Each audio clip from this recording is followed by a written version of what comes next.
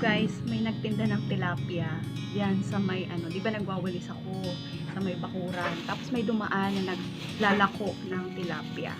So 120 daw yung kilo niya, so kumuha ko ng pera sa loob, nagdala ko ng 120 lang, sakto. Tapos yung nito, yung kilo nito, binaba niya pa talaga yung kiluhan para daw makita ko kung magkano, kung tama yung kilo niya.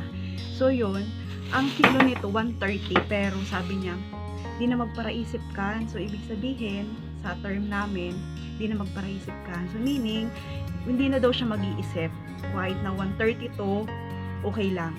So yun, sobrang natuwa ako, nag-thank you ako. Syempre naman nag-thank you ako kasi bihira lang tayo makakita ng ganyang ibang mga negosyante. Sabi ko nga sa kanya, kuya, lugi ka na ng 10 pesos. Sabi niya, okay lang daw yun. Kasi bihira lang naman daw. So yun, so sobrang natutuwa ako sa kanya, kay kuya. So yun, wala lang, na-share ko lang. Diba? meron pa rin talaga ang mga tao na hindi masyadong nag-iisip about sa pera.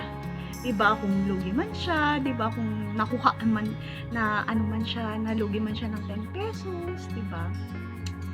Katulad din sa mga sa mga driver, 'di ba? Kasi ako lagi akong sumasakay sa tricycle. Minsan, ang pamasahe lang naman sa amin is 12 pesos. Pag nagbabayad ako ng 15, hindi na ako sinusuklian. Kasi ako yung tao kasi hindi ako nagrereklamo eh. Na kuya, yung sukli ko, hindi ako nagaganon. So iniisip ko na lang, bahala ka kung ayaw mo akong suklian, okay lang. So, nasa sayo naman yun. Pero one time, bihira lang talaga. Isang beses, meron akong nasakyang tricycle. Tapos yung driver, 15 yung pera ko. So, ang ginawa niya, binigay niya sa akin yung 5 pesos. So, ang hiningi niya lang sa akin 10. So, 'di ba? So, bibihira lang yung mga ganun na hindi masyadong kumbaga hindi ganun nila minamatter yung pera. Kumbaga, para sa kanila, yung mas makagawa ka ng mabuti sa kapwa mo. 'Di ba yung mahalaga?